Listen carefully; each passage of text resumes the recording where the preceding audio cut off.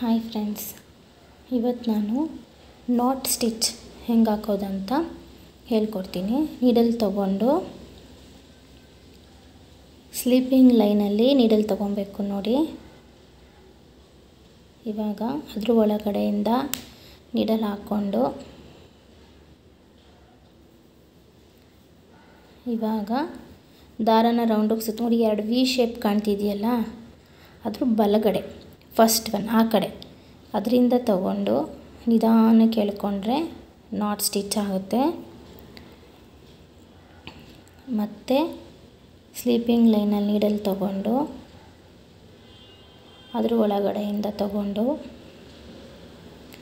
ದಾರನ ರೌಂಡಕ್ಕೆ ಮಾಡಿಕೊಂಡು first one ಇದೆಯಲ್ಲ ರೈಟ್ ಸೈಡು ಅದರಿಂದ ಹಾಕ್ಕೊಳ್ತಾ ಹೋದರೆ ನಾಟ್ ಸ್ಟಿಚ್ ಫಾರ್ಮೇಷನ್ ಆಗುತ್ತೆ.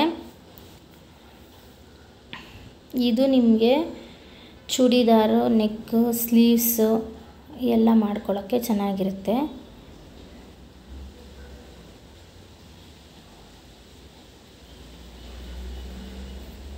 ನೋಡಿ, ಗಂಟು ಥರ ಕಾಣುತ್ತೆ, ಅದಕ್ಕೆ ನಾಟ್ ಸ್ಟಿಚ್ ಅಂತ ಕರೀತಾರೆ. ಸ್ವಲ್ಪ ಹತ್ತತ್ರ ತಗೊಂಡ್ರೆ ನಿಮ್ಗೆ ಇನ್ನೂ ಚೆನ್ನಾಗಿ ಕಾಣುತ್ತೆ.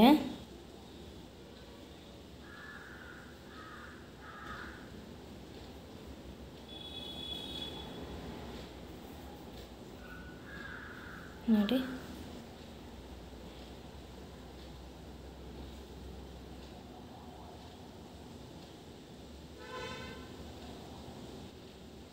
ನೋಡಿ ಫಸ್ಟ್ ಒಂದು ಸರಿಯಾಗಿ ತೊಗೊಂಡಿಲ್ಲ ಅಂದರೆ ಅದು ಉಲ್ಟಾ ಆಗುತ್ತೆ. ಅದನ್ನ ತೋರಿಸ್ತಾ ಇದ್ದೀನಿ ನೋಡಿ. ಇವಾಗ ಕರೆಕ್ಟಾಗಿದೆ. ಮತ್ತು ಒಳಗಡೆ ಹಾಕ್ಕೊಂಡು ಇವಾಗ ದಾರನ ರೌಂಡಿಗೆ ತೊಗೊಂಡು ಫಸ್ಟ್ ಒನ್ನಲ್ಲಿ ಹಾಕ್ಬಿಟ್ಟು ಎಳೆದ್ರೆ ನಾಟ್ ಸ್ಟಿಚ್ ಫಾರ್ಮೇಷನ್ ಆಗುತ್ತೆ.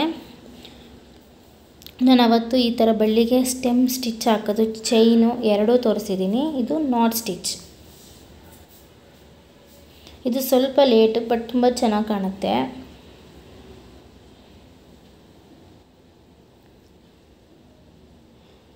ನೀವು ಆರಿ ವರ್ಕು, ಮಿಷಿನ್ ಎಂಬ್ರಾಯ್ಡ್ರಿ ಎಲ್ಲನೂ ಮಾಡ್ಬೋದು ಫ್ರೆಂಡ್ಸ್. ಆದರೆ ನಿಮಗೆ ತುಂಬ ದಿವಸ ಬಾಳಿಕೆ ಬರೋದಂದರೆ ಕೈಯಲ್ಲಿ ಮಾಡಿರೋ ಎಂಬ್ರಾಯ್ಡ್ರಿ ಅಷ್ಟೇ.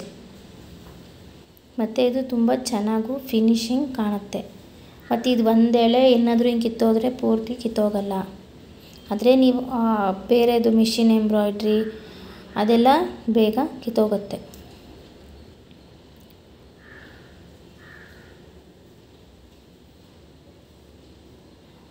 ನೋಡಿ, ನೀವು ಯಾವ ಥರ ಇದಿದೆ ನೀಟಾಗಿ ನೀವು ಹಂಗೆ ಕ್ರಾಸಾಗಿ ಮಾಡ್ಕೊಂಡು ಹೋದರೆ ನೀಟಾಗಿ ಡಿಸೈನ್ ಫಾರ್ಮೇಷನ್ ಆಗುತ್ತೆ. ಫಸ್ಟ್ ತಗೊಳ್ಳುವಾಗ ದಾರ ಹಿಂದೆ ಇರಬೇಕು, ಆಮೇಲೆ ಇನ್ನೆರಡು ಸಲ ಹಾಕುವಾಗ ದಾರ ಮುಂದೆ ಇರಬೇಕು. ಇವಾಗ ರೌಂಡು ಆ ಫಸ್ಟು ಏನು ಕಾಣ್ತಾ ಇದೆ ರೈಟ್ ಸೈಡ್ ಇರುತ್ತಲ್ಲ ಅದ್ರ ಒಳಗೆ ಹಾಕಿಬಿಟ್ಟು ನಿಧಾನಕ್ಕೆ ತೊಗೊಂಡ್ರೆ ನೋಡಿ ನೀಟಾಗಿ ನಾಟ್ ಸ್ಟಿಚ್ ಫಾರ್ಮೇಷನ್ ಆಗ್ತಾಯಿದೆ.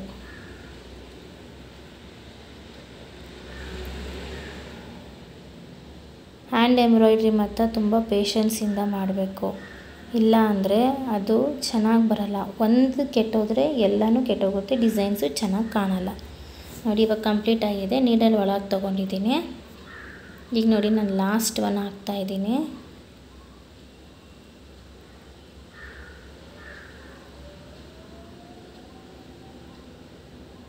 ನೀಟಾಗಿ ಮಾಡಬೇಕು. ನೀಟಾಗಿ ಮಾಡಿದ್ರೆ ಎಲ್ಲ ತುಂಬ ಚೆನ್ನಾಗಿ ಕಾಣುತ್ತೆ. ನೋಡಿ, ನೀಟಾಗಿ ಅದೇ ನಾಟಾಗಿ ಫಾರ್ಮೇಷನ್ ಆಗುತ್ತೆ. ನೀವು ಹಾಕೋದು, ನೀಡಲ್ ಹಾಕೋದು, ದಾರ ಎಳ್ಕೊಳೋದು ಕರೆಕ್ಟಾಗಿರಬೇಕಷ್ಟೆ.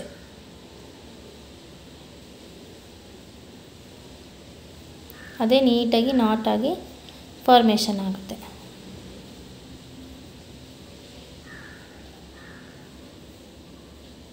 ಒಂದೆರಡು ಸಲ ಪ್ರಾಕ್ಟೀಸ್ ಮಾಡಿಕೊಂಡ್ರೆ ಫಸ್ಟು ಒಂದು ಹಳೆಯ ಬಟ್ಟೆ ಮೇಲೆ ಪ್ರಾಕ್ಟೀಸ್ ಮಾಡ್ಕೊಳ್ಳಿ, ಆಮೇಲೆ ಡಿಸೈನ್ಸ್ ಹಾಕ್ಕೊಂಡು ಮಾಡ್ಕೋಬೋದು. ಇದೇ ಥರ ಡಿಸೈನ್ ಅದೇ ಥರ ಡಿಸೈನ್ ಅಂತ ಯಾವ ಎಂಬ್ರಾಯ್ಡ್ರಿಲೂ ಇಲ್ಲ. ನಿಮ್ಮ ಓನ್ ಕ್ರಿಯೇಟಿವಿಟಿ, ನೀವು ಯಾವ ಥರ ಫಾರ್ಮೇಷನ್. ಇವಾಗ ನೀವು ನಾಟ್ ಸ್ಟಿಚ್ ಹಾಕ್ತಿದ್ದೀರಲ್ಲ, ಒಂದು 3 ನಾಟ್ ಹಾಕ್ಬೋದು, ಆಮೇಲೆ ಸ್ಟೆಮ್ಮು ಇಲ್ಲ ಚೈನ್ ಹಾಕ್ಬೋದು.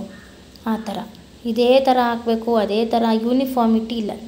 ಸ್ಟಿಚ್ ಹಾಕೋದ್ರಲ್ಲಿ ಯೂನಿಫಾರ್ಮಿಟಿ ಇದೆ, ಬಟ್ ನೀವು ಡಿಸೈನ್ ಫಾರ್ಮೇಷನ್ ಮಾಡ್ತೀರಲ್ಲ ಅದು ಯಾವುದ್ರಲ್ಲೂ ಯೂನಿಫಾರ್ಮಿಟಿ ಇಲ್ಲ. ನೀವು ಹೆಂಗೆ ಮಾಡಿಕೊಂಡ್ರೆ ಆ ಥರ ಚೆನ್ನಾಗಿ ಬರುತ್ತೆ.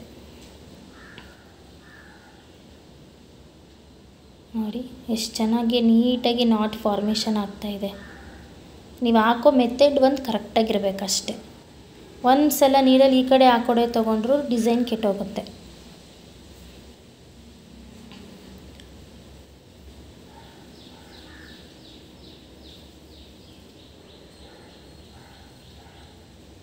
ನಿಧಾನಕ್ಕೆ ಸ್ವಲ್ಪ ಪೇಷನ್ಸಿಂದ ಮಾಡಬೇಕು. ನೋಡಿ ನೀಟಾಗಿ ಎಷ್ಟು ಚೆನ್ನಾಗಿ ನಾಟ್ ಥರ ಬಂದಿದೆ.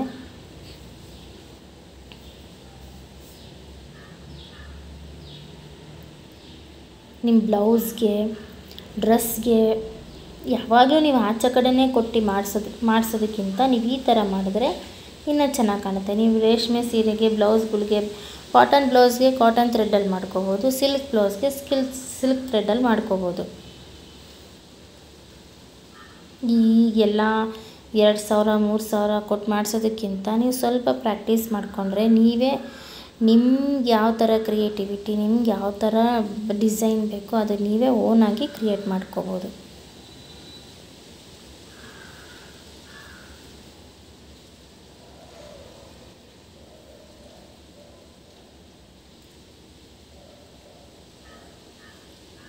ನೋಡಿ ಎಷ್ಟು ನೀಟಾಗಿ ನಾಟ್ ಸ್ಟಿಚ್ ಆಗಿದೆ.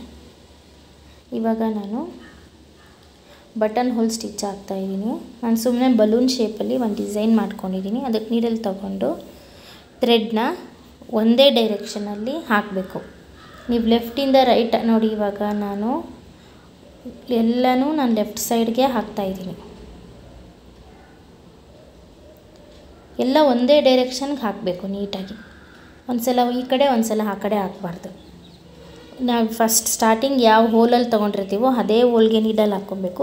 ಪಕ್ಕನೇ ಥ್ರೆಡ್ ಎಳ್ಕೊಂಡು ಸೇಮ್ ನಿಮ್ಮ ಚೈನ್ ಸ್ಟಿಚ್ಚಿಗೆ ಹಾಕ್ತಿರಲ್ಲ ಅದೇ ಥರ.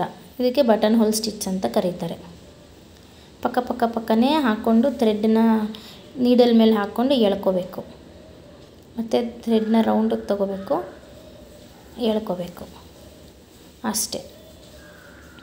ನೋಡಿ ನೀಟಾಗಿ ಫ್ಲವರ್ ಥರ ಫಾರ್ಮೇಷನ್ ಆಗ್ತಿದೆ. ನಾನು ಸುಮ್ಮನೆ ಇಲ್ಲಿ ಬಡ್ ಥರ ನಾನು ಮಾಡಿ ತೋರಿಸಿದ್ದೀನಿ. ನಿಮ್ಗೆ ಇದೇ ಥರ ಫ್ಲವರ್ ಬೇಕಂದರೆ ಈ ಥರ ನಾನು ರೌಂಡ್ಗೆ ಡಿಸೈನ್ ಬರ್ಕೊಂಡಿದ್ದೀನಲ್ಲ ಬಲೂನ್ ಶೇಪು, ಅದನ್ನೇ ನೀವು 4-5 ಪೆಟಲ್ಸ್ ಹಾಕ್ಕೊಂಡ್ರೆ ಒಂದು ಫ್ಲವರ್ ಫಾರ್ಮೇಷನ್ ಆಗುತ್ತೆ. ಸ್ಯಾರೀಸ್ ಮೇಲೆಲ್ಲ ಮಾಡಿಕೊಂಡ್ರೆ ಇದು ಬೇಗ ನಿಮಗೆ ಕಂಪ್ಲೀಟ್ ಆಗುತ್ತೆ.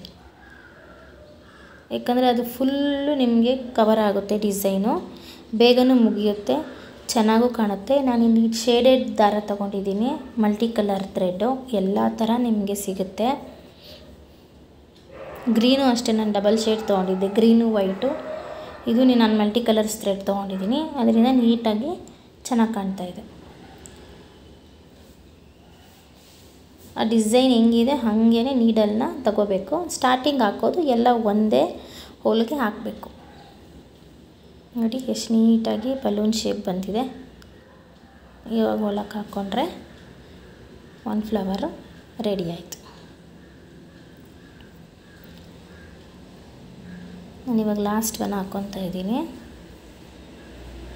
ಡಿಸೈನ್ಸು ಅಷ್ಟೇ, ನೀವು ಯಾವ ಥರ ಬೇಕಾದರೂ ಫಾರ್ಮೇಷನ್ ಮಾಡ್ಕೋಬೋದು. ನಿಮ್ಗೆ ಯಾವ ಥರ ಕ್ರಿಯೇಟಿವಿಟಿ ಇದೆ ಆ ಥರ ಮಾಡ್ಕೋಬೋದು. ನಾನಿಲ್ಲಿ ಸುಮ್ಮನೆ ನಿಮಗೆ ಎಕ್ಸಾಂಪಲ್ ತೋರಿಸಿದ್ದೀನಿ.